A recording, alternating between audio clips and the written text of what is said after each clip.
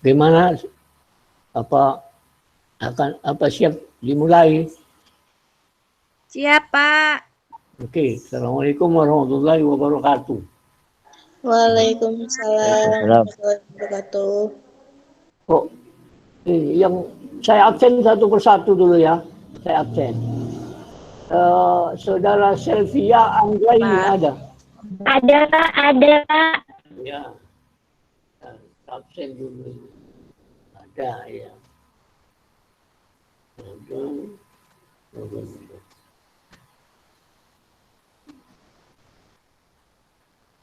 Saudari Andreas Dwi Hermawan. Ada, Pak. Hadir. Oh ya, hadir. Tolak Rian Effendi. Kelas sore, Pak. Ya, sore. Oh, Iya. okay. Saudara Dodi Irawan. Dodi Irawan hadir. Belum bisa bergabung ya. Dek nyator, Dek. Dodi, udah nyator. Ya. Ada, Pak. Itu Dodi ngomong. Hadir. Oh, hadir. Dodi hadir. Saudara Ahmad Bagus Dwi Putra. Ahmad Bagus Dwi Putra. Izin, Pak. Ada acara keluarga, Pak. Ya, halo? Izin, Pak. Oh, izin ya. Iya, Pak. Tidak bisa bergabung. Terus Dek Afifah, saudari Afifah. Saudara Afifah. Ada. Ya, oke.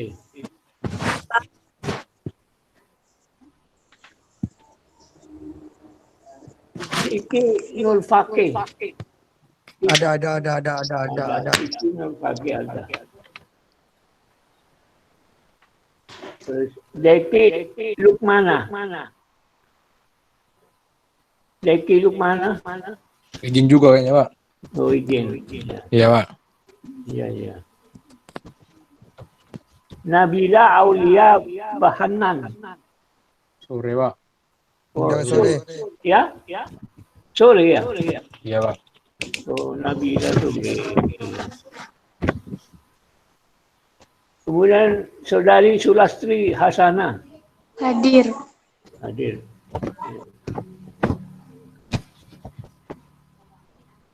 Saudara Agung Prayitno. Hadir, Pak. Oh, hadir, ya.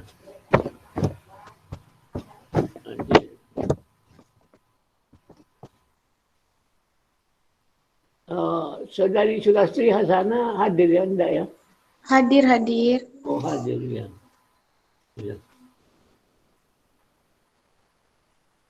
Saudari Sofi Putri Iskandar.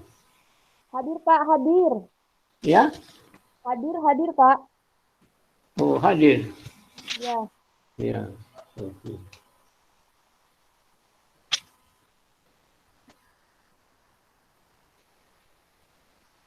Saudari Niken Permatasari. Ada, Pak. Oh, ada. Ya. Hilyatud Dian.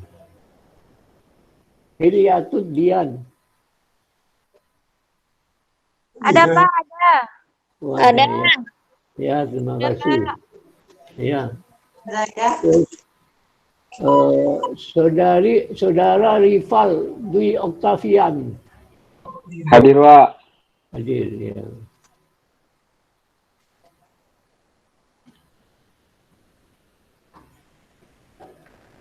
Saudara Teddy Kurniawan.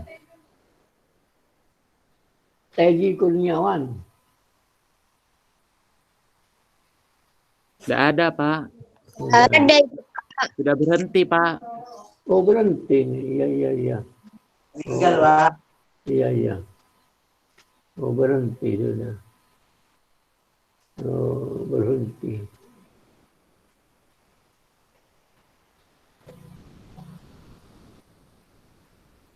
Saudara M. Sohib Masrur Rahman. Nggak ada, Pak. Ya? Nggak ada. Udah ada. Gak ada keterangannya, Pak. Oh iya, udah ada. Gak bisa bergabung mungkin, Pak. Iya.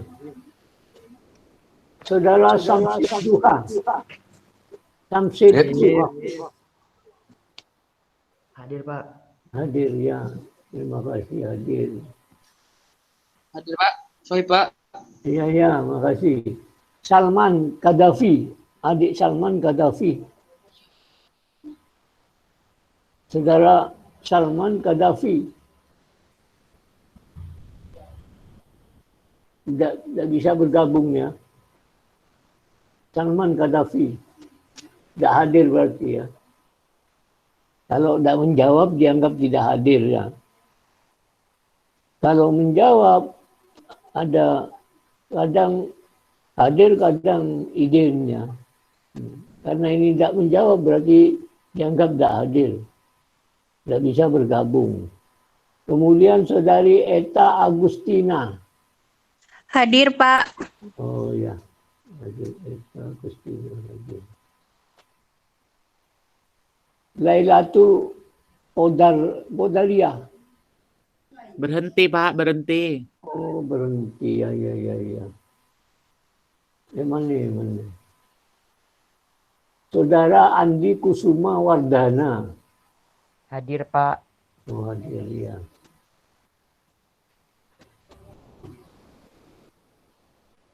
Reni Indriyansyah. Dek Hadir, Reni. Pak. Oh, hadir ya. Ya, makasih.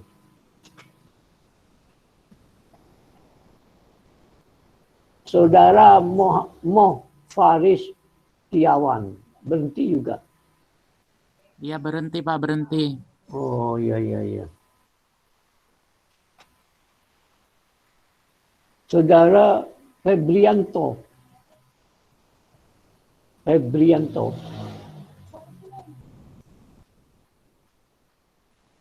Tidak bisa bergabung hari ini ya. Tidak hadir. Saudara Barlim. Ada, Pak, tapi tidak nyaut, Pak. Ya, Febrianto ada. Febrianto ada tapi tidak ada suaranya itu, Pak. Udah ada jaringan mungkin, Pak. Iya. Berarti tidak hadir ya Febrianto ya. Iya, masuk, Pak. Febrianto. Ya, Febrianto masuk, Pak. masuk ya.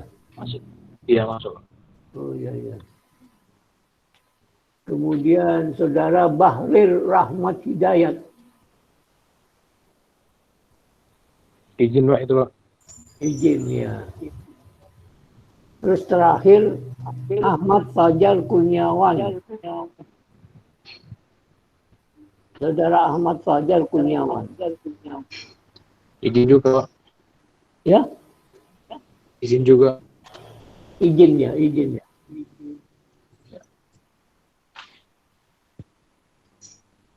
Ahmad Fajar Kurniawan tidak masuk. Halo? Iya, Pak. Tidak masuk ya Ahmad Fajar. Gimana, Pak? Ahmad Fajar Kurniawan. Iya, Hadir. izin, Pak. Ya? Izin, Pak. Oh, Izin. Oke. Ini yang hadir 1, 2, 3, 4. 1, 2, 3, 4, 5, 6, 7, 8, 9, 10, 11. 14 Pak. 12, 13, 14. Ya. 15, 16-an. Ya. Oke, saya lanjut ya. Lanjut ke pertanyaan yang kemarin. Tugas yang belum saya jawab masih. Ini pertanyaan tugas yang saya kasih tugas itu. Ini nama yang belum saya jawab waktu itu antara lain ini Agung Prayitno. Ada, Saudara Agung? Ada, Pak, ada. Iya, pertanyaannya ini. Pertanyaan yang saya kasih tugas ini. Jika utang pewaris yang diwariskan itu lebih besar dari harta waris, apakah ahli waris wajib membayarkannya? Jika iya, maka sebutkan dengan pasal-pasal yang mengaturnya dan jika tidak sebutkan dasar hukumnya. Sekarang saya jawab ya, hukum waris BW ya, proses peralihan ya, peralihan harta waris itu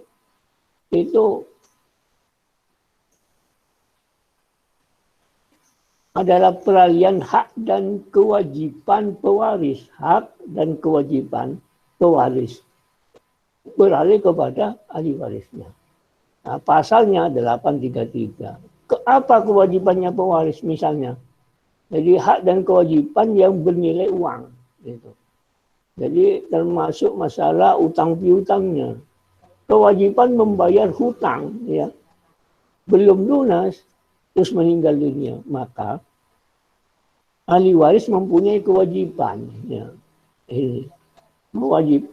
Mempunyai kewajiban. Tapi kalau tidak cukup harta warisnya, ya, itu tidak bisa ini apa?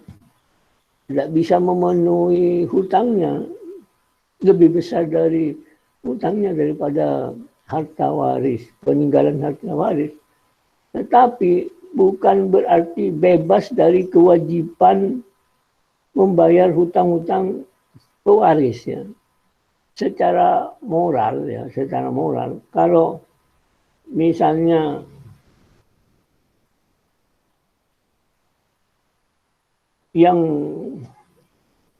kalau misalnya ada penuntutan ya ke pengadilan, itu masih tetap tidak bisa mengelak misalnya ahli waris untuk membayar hutangnya ini tidak cukup misalnya. Mengelaknya seperti itu. Ya tetap tidak bisa mempunyai alasan kalau sudah jatuh tuntutan ke pengadilan masalah hutang piutang.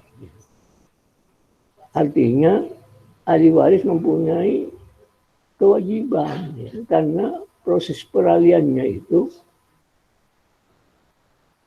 tidak hanya haknya pewaris yang berupa harta benda, tapi kewajiban pewaris itu. Kewajiban pewaris itu yang diwariskan. Jadi tetap mempunyai tanggung jawab moral. Kalau pasalnya, pasal 833 BW. Itu. Terlepas dari penuntutan, ya, dari pengadilan, tuntutan ke pengadilan, ya. Terlepas masa itu, seolah-olah kita bebas. Ya. Ahli waris bebas untuk membayar hutangnya karena tidak cukup. Tapi menurut hukum, kalau kita mengkaji dari pasal 833, itu pelaksanaan hak dan kewajiban pewaris itu beralih kepada ahli warisnya. Pasal 833. Berarti ahli waris tetap mempunyai kewajiban untuk membayar walaupun harta warisnya tidak cukup. Demikian pula hukum waris Islam. Hukum waris Islamnya itu banyak hukum waris apa? Kalau kita lihat dalam Al-Quran itu tentang warisan di surat An-Nisa itu banyak. Ya. Itu utang tetap hutang harus dibayar. Gitu. Jadi ahli waris itu menanggung utangnya pewaris itu. Jadi kalau hartanya tidak cukup, harta warisnya tetap mempunyai kewajiban. Gitu. Karena itu hukum, ya, hukum Al-Quran itu. Kelak akan ditagih itu, pewaris itu. Pewaris kelak akan juga ditagih. Kan kasihan itu, kasihan kepada pewarisnya. Dan kewajiban untuk membayar itu biasanya disiarkan pada waktu selesai pemakaman gitu. Kan ada ceramah sedikit yang terkait itu waktu selesai penguburan kan kadang-kadang itu diingatkan ahli waris itu. Kalau ada urusan utang piutang, silakan bisa berhubungan kepada ahli warisnya. Gitu. Cukup tak cukup dari harta warisnya, ya usahakan kewajiban itu harus dipenuhi. Kalau menurut waris Islam. Gitu. Jadi hutangnya pewarisan diwariskan itu lebih besar dari harta warisan, apakah ahli waris wajib membayarkannya? Ya wajib. Jika iya, maka sebutkan dengan pasal yang mengaturnya. Dan jika tidak, sebutkan dasar hukumnya. Iya atau tidak, dari pasal 833BW itu bisa iya, bisa tidak. Karena di situ menyangkut masalah hak dan kewajiban. Hak dan kewajiban pewaris yang beralih kepada ahli warisnya. Sehingga ahli waris bertanggung jawab dan meneruskan kewajiban itu. Jadi ahli waris harus mengusahakan itu. Kalau harta warisnya tidak cukup. Gitu. Apalagi kalau ditinjau dari hukum waris Islam. Itu tetap harus bertanggung jawab. Gitu. Membayar hutang-hutang pewaris itu.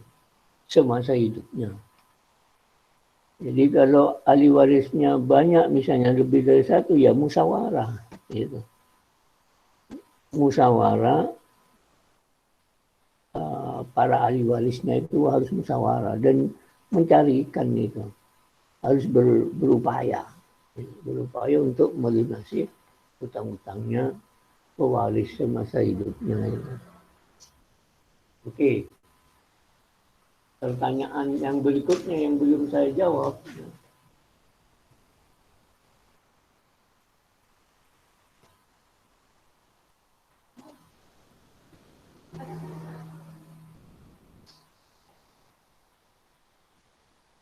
Ini ada pertanyaan ini dari saudara Sevia Anggreni. Iya. MPM 2018-12001. Pertanyaannya, kedua orang tua sudah membagi hartanya kepada anak-anak mereka. Kedua orang tua.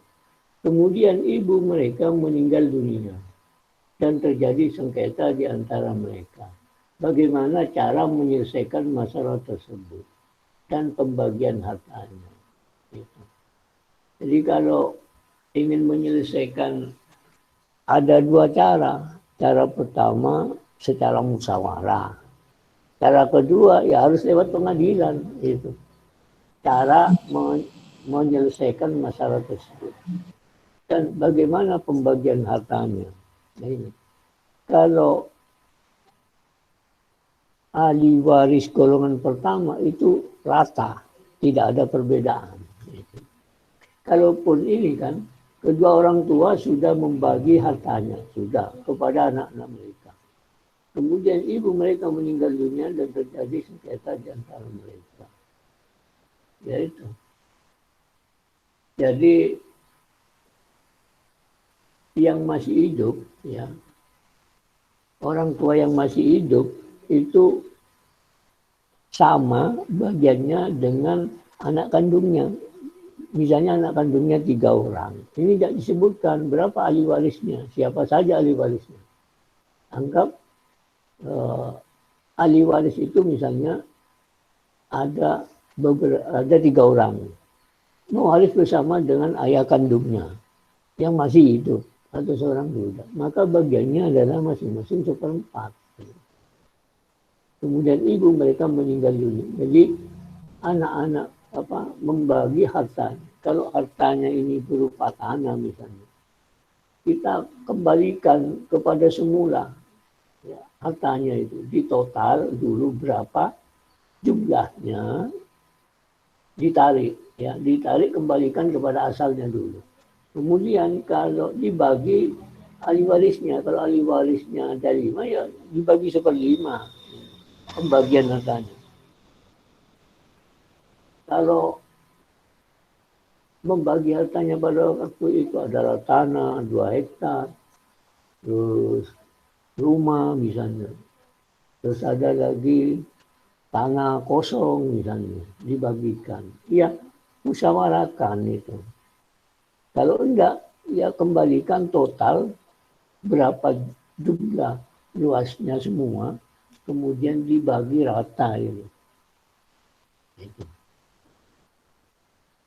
Oke, itu. Kalau masih tidak puas, ya cara menyelesaikan masalah ini lebih baik ke pengadilan. Karena jalan musyawarah ini adalah jalan terbaik. Kalau masih belum dapat diselesaikan, ya harus ke pengadilan. Karena hukum memang seperti itu. Di Indonesia itu hukum waris ya seperti itu. Kalau sudah terjadi sengketa, kan mesti jatuhnya ke pengadilan.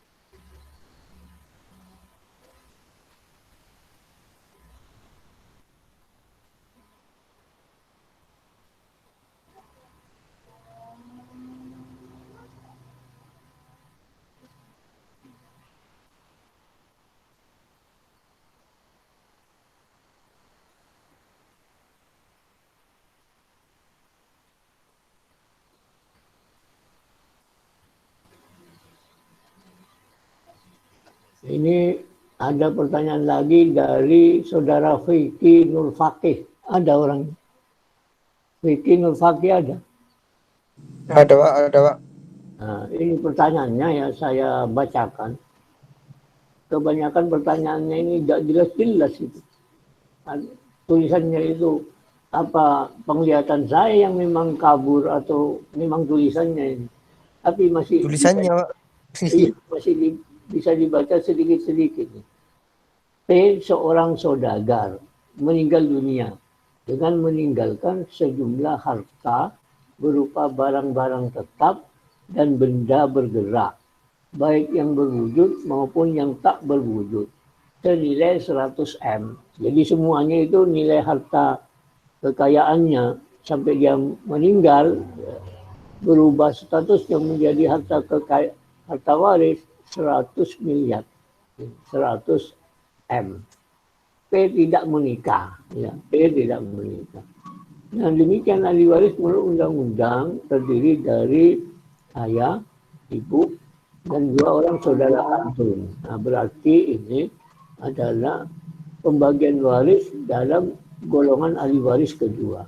Semasa hidupnya pembuat testamen yang menyerahkan separuh hartanya kepada E. Soal buat bagan masalah kewarisan tersebut.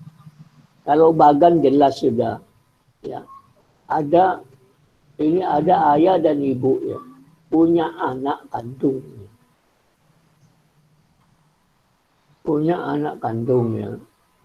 2 orang anak kandung, 3 orang anak kandung, ini bagannya. Sesuai dengan pertanyaan, buat bagan masalah kewarisan tersebut. 3 orang anak kandung, ya. Semasa hidup menyerahkan separuh hartanya kepada E. Ya. Kemudian 1 orang anak kandung ini meninggal dunia. Cara pembagian warisannya, kalau bagannya ya terdiri dari ayah dan ibu punya anak kandung 3 orang. Kemudian ditambah semasa hidupnya P pernah menyerahkan hartanya separuh kepada E. Jadi berikan dulu kepada E. Berikan dulu kepada E. Separuh berarti tinggal 5 M, 50 miliar. Yang 50 miliar ini ya, dibagi 2 saudara kandung dan 2 orang tua kandung, masing-masing 1/4. Jadi 1/4 kali 50 miliar. Gitu. Karena separuhnya diberikan kepada X dalam testamennya. Jadi kalau ada pembagian warisan, ya, ada testamen di dalamnya, maka yang perlu didahulukan adalah pelaksanaan testamen dulu. Nah, setelah itu sisanya baru menurut undang-undang. Menurut undang-undang, pembagian warisan untuk ahli waris golongan kedua itu pembagian warisannya itu terdiri dari ayah, ibu, dan saudara anak kandung yang meninggal dunia. Kalau ada misalnya ayah ibu pewaris dengan 2 saudara kandung dari anak angkat yang meninggal dunia, tentukan dulu, ya, tentukan dulu haknya ayah dan ibu. Kalau mewaris bersama dengan 2 saudara kandung dari pewaris yang meninggal dunia, maka bagiannya ibu adalah 1/4, ayah itu 1/4. Kemudian sisanya untuk saudara kandung dari pewaris, dari anak kandung yang meninggal dunia. Berarti 1/4 kali, jadi 1/4 masing-masing dari golongan ahli waris kedua. Itu masing-masing 1/4 kali 50M. 50M itu bagi 4 berapa itu? Seperti itu. Jadi bagannya, buat bagan masalah kewarisan tersebut. Bagannya yaitu ayah dan ibu kawin, mempunyai 3 orang anak. Kemudian salah satu anaknya ini meninggal dunia, tinggal 2 saudara kandungnya. Ini ahli waris golongan kedua. Yang siapa ahli waris golongan kedua? Yaitu anak saudara pewaris yang meninggal dunia 2 beserta bapak dan ibu. Ini bagannya. Kemudian X itu pernah diberi testamen separuh dari harta waris. Sedangkan sisa harta waris itu berupa 100M. Ya. Kalau separuh kan berarti tinggal 50. Nah, 50M ini dibagi 1/4. Siapa 1/4 ini, Pak? Ya, ayah dan ibu masing-masing 1/4. Kemudian 2 saudara kandung dari pewaris masing-masing 1/4. Itu cara pembagiannya. Oke. Ini. Pertanyaan selanjutnya ini.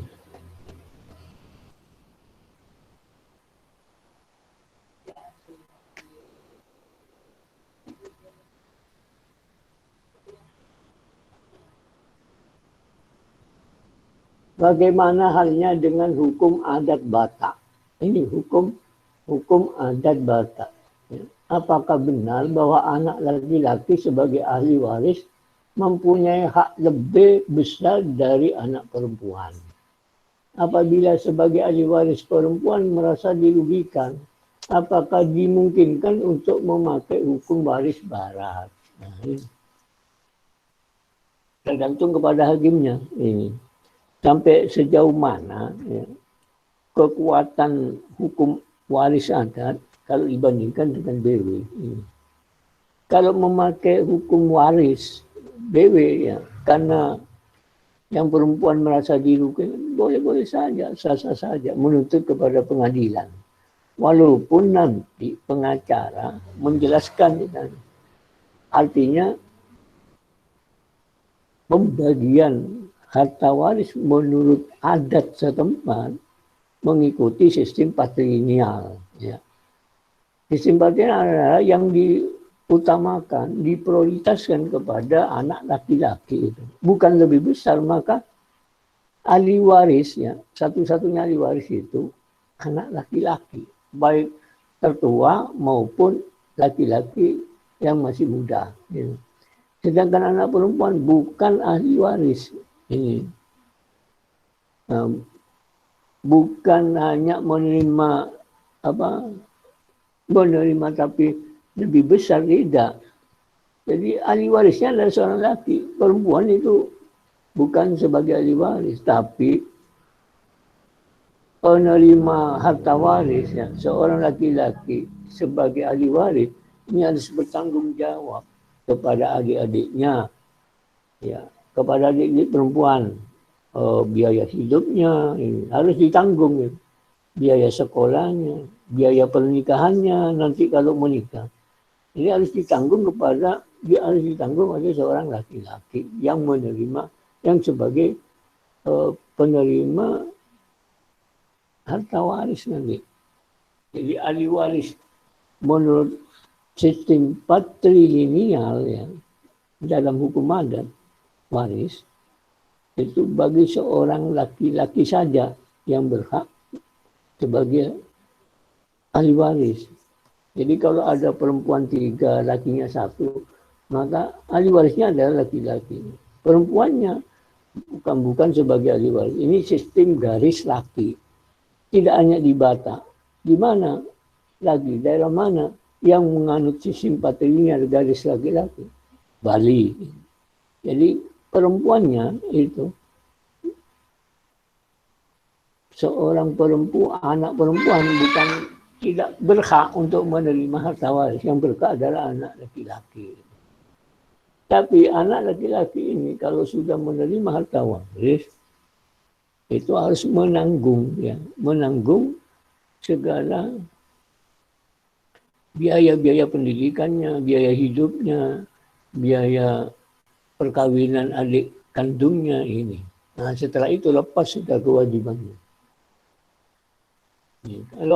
Kalaupun mau menuntut ke pengadilan, ya, itu tidak apa-apa, haknya. Tetapi putusannya ini ada di putusan pengadilan. Kalau mau menuntut, ya, pengadilan di Bali misalnya, pengadilan negeri di Bali, kemudian kasusnya di Bali. Ini yang jelas hakimnya sudah banyak tahu tentang masalah harta waris yang sangat kental berlaku di daerah Bali. Jadi kalau daerah Bali, kalau hakim sudah mengetahui bahwa adat waris yang berlaku sangat kental, ya, sangat kental adat waris yang berlaku dibandingkan dengan BW, maka hakim akan memutus berdasarkan waris adat. Ya. Tetapi kalau di daerah Batak misalnya, di daerah Batak,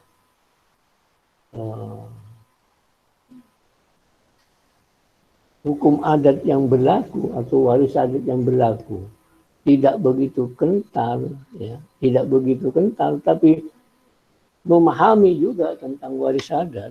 Ini kebanyakan hakim, ya, kebanyakan hakim itu membela perempuannya, ya. Karena menurut logika hukumnya itu anak laki maupun perempuan itu sama-sama mempunyai hak hidup. Logikanya mempunyai hak hidup. Kemudian yang kedua merupakan darah daging dari kedua orang tua kandungnya. Ya. Jadi kemungkinan dikabulkan, kemungkinan tidak. Kalau dikalikan kepada pengadilan.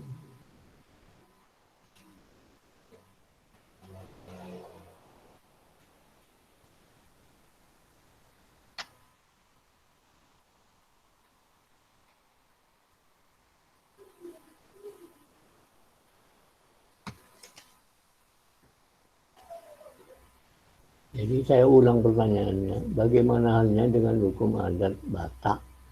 Apakah benar bahwa anak laki-laki sebagai ahli waris mempunyai hak lebih besar dari anak perempuan? Jadi bukan hak lebih besar. Ya. Anak laki adalah sebagai ahli waris, anak perempuannya tidak berhak menerima harta waris. Jadi bukan ahli waris.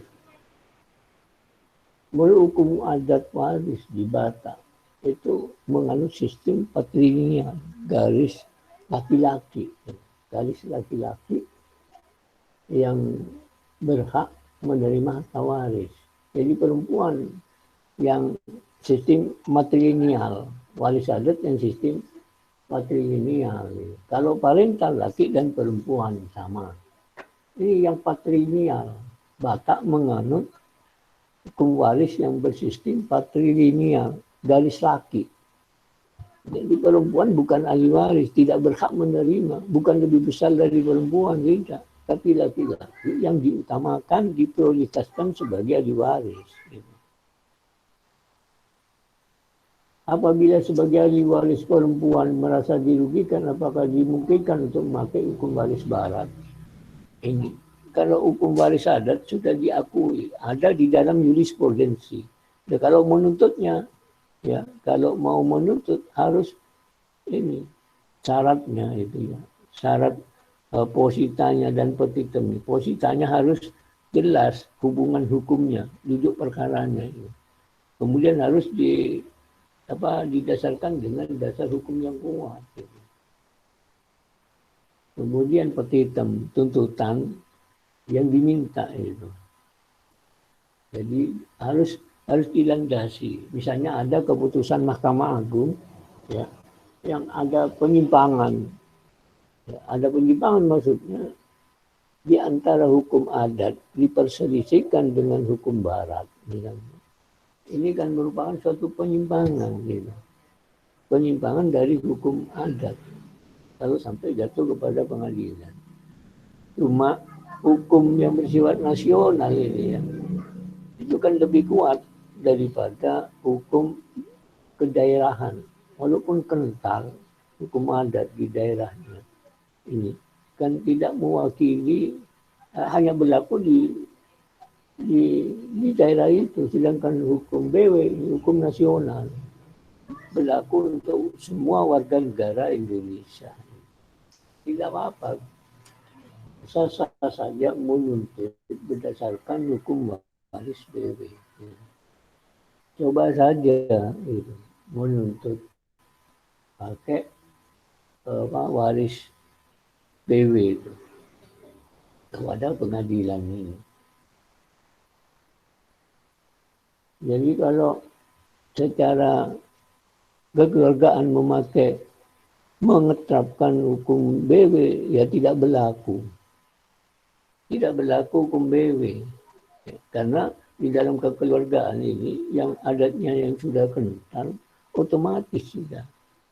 Kalau garis laki-laki ini yang lebih diutamakan, lebih diprioritaskan daripada perempuan. Itu hukum adat. Sejauh mana hukum adat itu sangat kuat yang berlaku di daerah Batak. Ini kalau dibandingkan dengan hukum waris BW. Kalau mau mengetapkan hukum BW di lingkungan keluarga adat, ya jelas tidak memungkinkan. Gitu. Tidak bisa dapat dipakai. Karena pemahaman mereka sudah menjiwai masalah siapakah yang berhak ya, antara anak laki dan perempuan dalam garis laki-laki. Yang sudah memahami, sudah mengakar sudah dalam jiwa masyarakat adat Batak bahwa di antara anak perempuan dan laki itu yang menjadi ahli warisnya adalah seorang anak laki-laki. Tetapi tidak meninggalkan kewajiban. Jadi kalau sudah menerima haknya, maka dia akan memiliki kewajiban.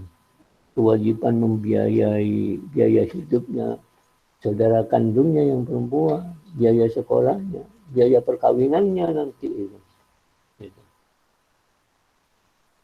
Jadi tidak dimungkinkan kalau mau mengetapkan BW dalam lingkungan keluarga yang masyarakat adatnya menganut hukum waris adat. Kecuali saudara bisa menuntut ke pengadilan memakai dasar BW. Nah, kalau di daerah Batak, pengadilan di daerah Batak itu menuntutnya di daerah Batak, ya, di daerah Sumatera, otomatis sudah. Tuntutannya, kalau menurut saya sia-sia, walaupun ini merupakan upaya. Ya. Kenapa sia-sia? Karena berlakunya hukum adat di daerah Batak, khususnya daerah Sumatera, itu sudah hukum adat waris adat itu jelas sudah ahli waris yang diutamakan itu seorang laki-laki. Umumnya sudah menganut sistem patrilineal. Tidak mungkin adat yang di Batak itu ada bercampur macam suku, ya, suku adat. Artinya yang ada sistem matrilineal gitu. Ataupun kalaupun ada adat yang bersistem matrilineal, ya, kayak Minangkabau itu, garis perempuan gitu. Terus ada yang parental misalnya. Ya kalaupun ada, berarti berlakunya hukum adat waris yang menganut sistem patrilineal pasti sudah. Itu seorang anak laki-laki yang diprioritaskan dan lebih diutamakan. Jadi kalau mau nuntut ke pengadilan, ya coba saja namanya usaha itu. Namanya usaha itu. Kayak gini ya, ada seorang yang kawin di Minangkabau, kawin, punya anak. Tapi menganut sistem matrilineal. Jangankan masalah harta waris. Anaknya saja mau dibawa bapaknya ke mbahnya di Jawa. Ya. Itu dilarang oleh masyarakat adat. Karena persekutuan hukum adat itu sangat kuat. Apalagi istrinya. Jelas tidak mengizinkan. Bawa satu saja. Suaminya kawin. Dengan suaminya mau ditunjukkan ke mbahnya. Itu tidak boleh. Gitu. Suami tidak punya hak apapun. Gitu. Kemudian dibawa. Akhirnya terjadi penuntutan ke pengadilan.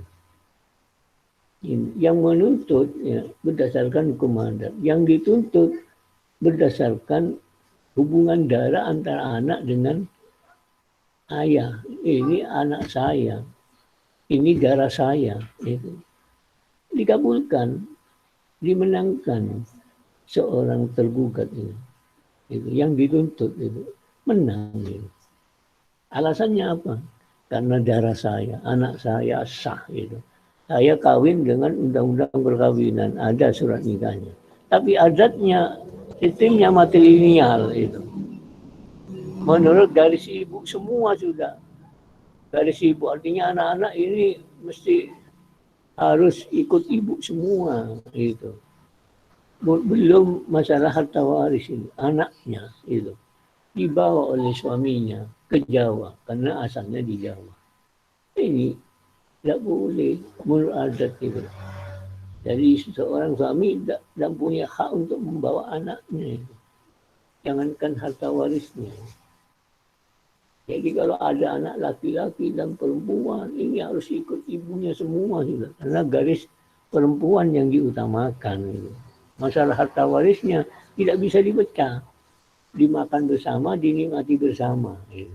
Jadi kalau berupa tanah ditanami bersama, hasilnya dibagi rata. Gitu.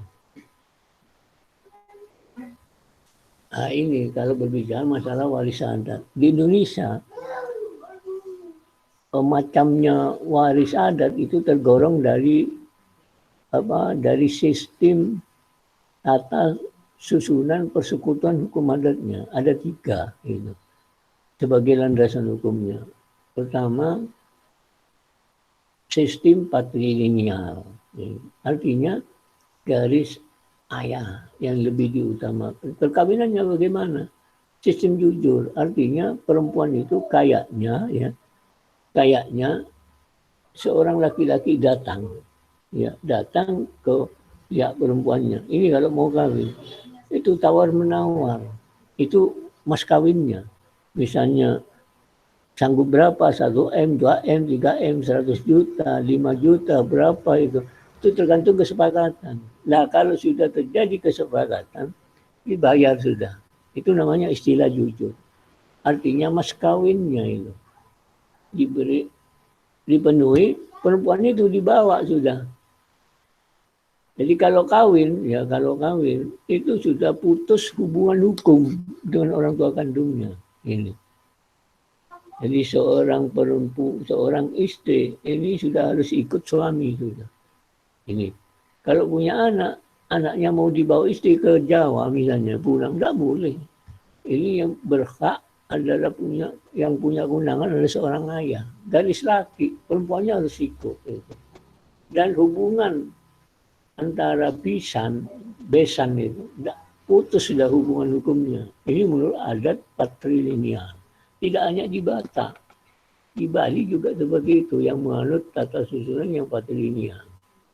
Jadi mas kawinnya itu berupa uang jujuran. Ya. Itu mas kawin, yang jujuran perkawinan. Ya uang jujuran ya maksudnya kalau melamar seorang gadis itu tawar menawar. Karena itu mas kawinnya, bukan dibeli, bukan. Itu adatnya. Jangan salah paham. Itu. Kemudian kalau sanggup 100 juta ya langsung dibayar 100 juta gitu. Setelah kawin maka putus hubungan ibu kandungnya dengan istrinya itu. Dengan mantunya pun juga putus hubungannya. Jadi seorang istri harus ikut suami juga. Terus kalau punya anak, mau dibawa, tidak bisa.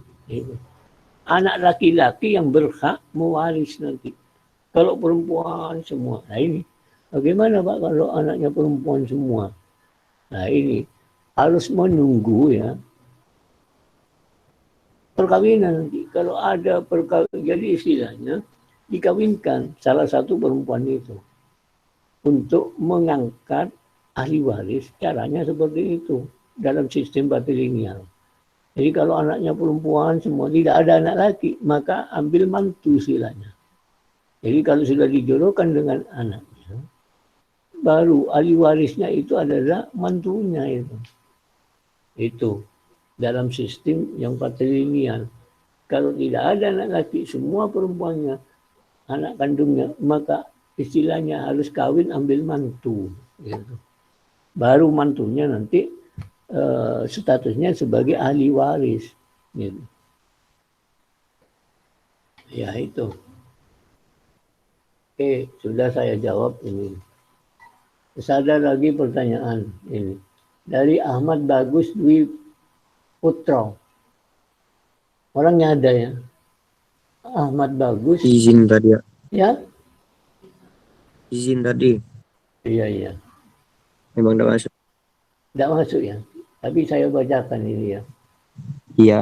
Ya, surat wasiat menurut bentuknya sesuai pasal 93BW dibagi menjadi 3 macam. Sebutkan dan jelaskan surat wasiat. Wah, ini ya. Sebenarnya bukan hanya 3 macam, tapi banyak macamnya surat wasiat itu. Macamnya surat wasiat itu banyak.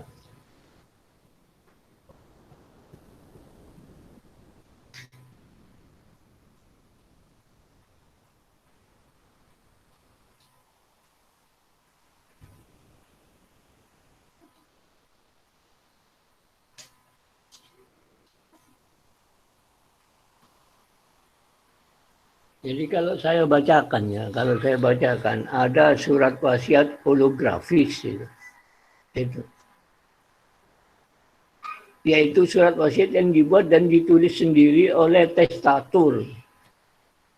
Surat yang demikian harus seluruhnya ditulis sendiri oleh testator dan ditandatangani olehnya. Gitu. Macamnya ada bisa saudara lihat dalam pasal 932 BB. Gitu. Kemudian ada lagi surat wasiat umum itu. Ada surat wasiat umum itu.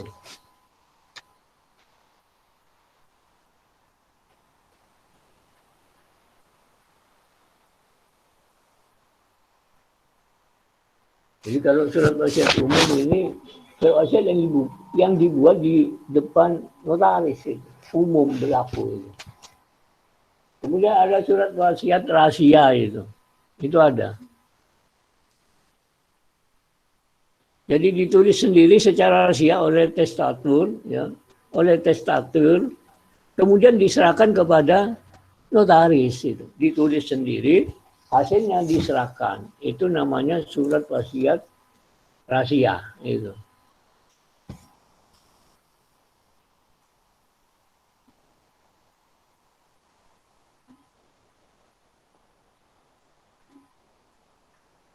Ada lagi surat wasiat selain 3 macam surat wasiat ini. Apa itu, Pak?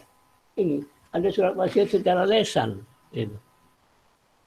Surat wasiat secara lesan ini. Jadi tidak melalui tulisan, mengumpulkan saksinya, ya. Saksi-saksi itu dipanggil semua. Terus yang diberi wali sama melalui surat wasiat itu diucapkan di depan ini. Jadi banyak macamnya sebenarnya. Wasiat umum, wasiat rahasia, itu. Ditulis sendiri rahasia. Kemudian diserahkan kepada notaris. Kemudian dengan notaris itu disimpan. Gitu.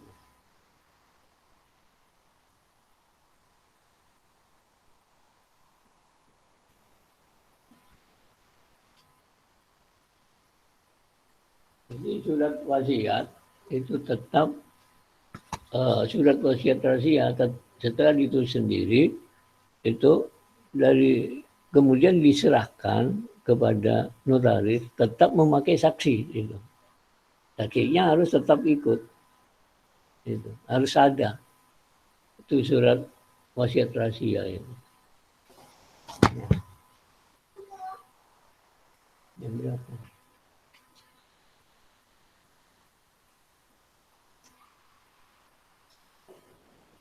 Jadi ada surat wasiat holografis ya, ingat itu. Ada surat wasiat holografis itu.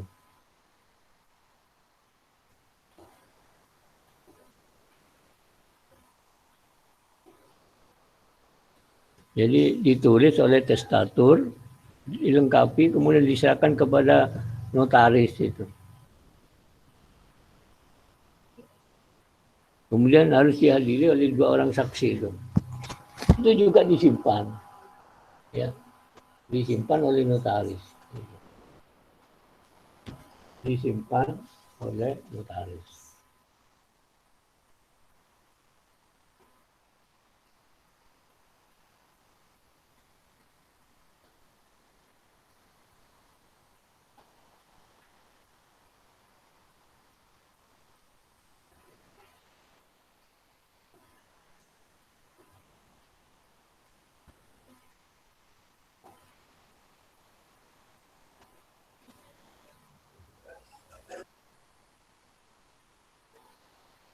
Kemudian di antara macamnya notaris ya. Syarat-syarat membuat surat testamen yang diakui oleh undang-undang itu yang bagaimana? Yaitu yang diakui oleh undang-undang, memang semuanya diakui oleh undang-undang. Tetapi belum tentu terjamin kepastian hukumnya. Gitu. Karena kita berhadapan dengan manusia kalau sudah adanya tuntut menuntut itu di depan pengadilan dihadapkan kepada seorang hakim yang mempunyai wawasan ya,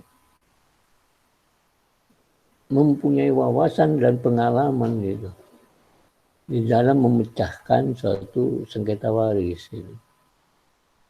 Sahnya dari pembuatan surat wasiat pertama ya ada kalau secara lisan itu direkam. Nah kalau sudah direkam ya baru rekamannya diserahkan kepada notaris untuk disimpan, dibuatkan akta gitu. Kemudian rekaman itu sebagai dokumen gitu. Kemudian dalam bentuk tulisan ya harus ada tanda tangan yang memberikan wasiat gitu, dengan seorang saksi gitu, dengan beberapa orang saksi gitu. Kemudian harta yang diwasiatkan tidak dalam keadaan sengketa tapi tetap miliknya pewaris itu. Miliknya pewaris. Jadi kalau melihat pertanyaan di sini, ya pertanyaan bukan hanya ada 3 surat wasiat itu, tapi ada beberapa lebih dari 3 surat wasiat.